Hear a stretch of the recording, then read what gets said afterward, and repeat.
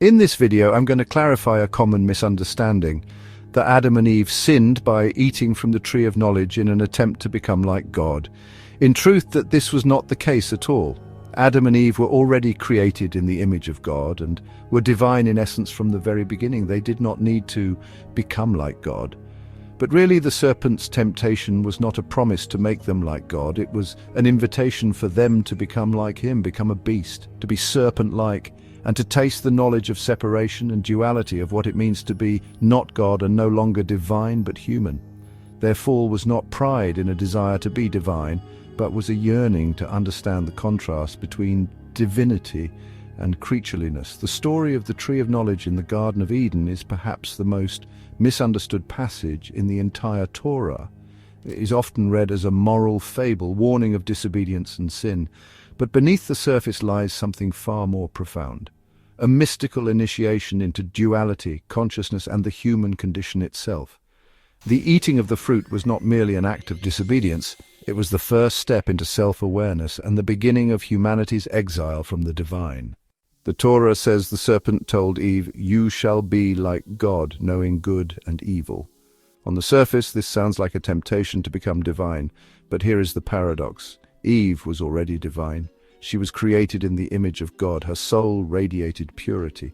She walked in unity with the infinite. There was nothing she lacked. So what was the serpent truly offering? The answer lies not in becoming divine, but in knowing the contrast between the divine and the non-divine.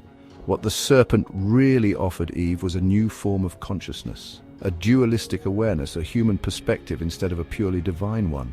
He was saying, you can be like God in that you will now know what it is like to be not God. You will gain the ability to see contrast, to perceive what it means to be separate from God and to not be merely a divine being but be an animal soul. This wasn't a lie, it was a truth twisted into a trap.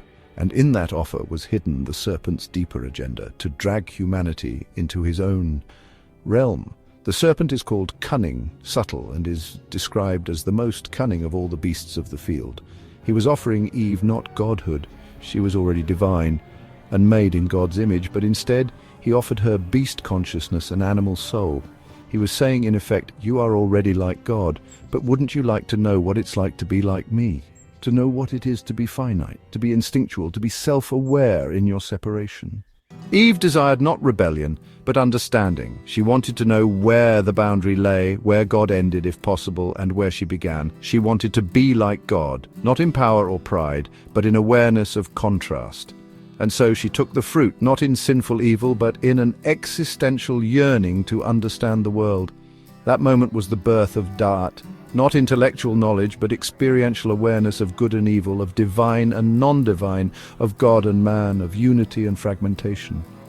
And their eyes were opened and they knew they were naked. This was not shame about their bodies, it was ontological exposure. For the first time, they saw themselves as other or as human rather than divine.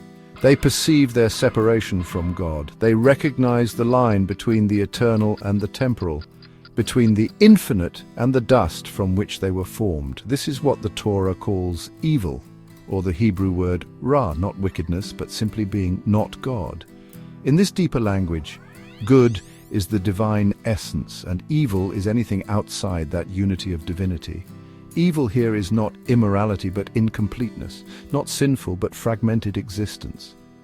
Good and evil in this context is simply the same as saying God and not God, or divine and not divine, or God and man. This is the real meaning of the tree of Da'at Tov Vara, the tree of knowledge of good and evil. It was not about moral laws, but about perceiving the existential divide between creator and creation. Eve desired to know it. Adam joined her in that knowing, and the moment they did, they fell, not because they became wicked, but because they entered duality. This is not a story of morality for kindergarten lessons. This is a deep metaphysical esoteric mystery being taught here by Moses. And in this teaching we see this is the first exile, the exile of consciousness, the collapse of consciousness, the fall of Adam and Eve from their divine nature, separated from their unified connection with Hashem. Their fall was into an animal consciousness rather than divine consciousness they had. Before the fall, Adam and Eve lived in perfect unity. After the fall, they lived in Havdalah, distinction. And it was in that distinction that shame and fear were born. They heard the sound of God walking in the garden. and they hid. Why did they hide? Because they now knew they were separate. Their innocence was gone. The illusion of being one with the infinite was shattered, and they experienced the terror of being other. They experienced being a human being rather than a divine being made in the image of God.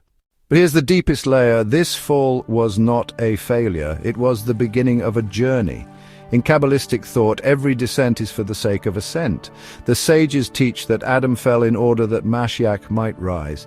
The serpent tempted Eve not only to separate from God, but to begin the very exile that would one day culminate in a return to unity. But now, with full awareness before the fall, unity was a gift. After the fall, it must now be earned, but the reward is now greater. What happened in the fall? The serpent introduced beast consciousness. Humanity chose it. And now we walk through history not to remain in separation, but to transcend it. This is the journey of tikkun, the rectification of duality, the repair of the world, the elevation of the sparks, the return of divine consciousness into vessels strong enough to hold it, the ascent back up the ladder of unity with Hashem.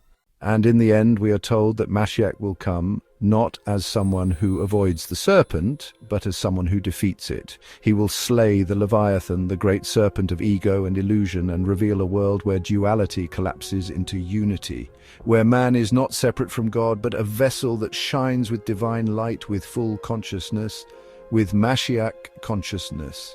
And so the serpent's gospel, the gospel of separation, the gospel of becoming beast-like or non-divine was necessary, for only by falling can we know what it means to rise. And now Adam can rectify both the lower world of humanity to which he fell and connect it to the upper world of divinity to which he returns anew.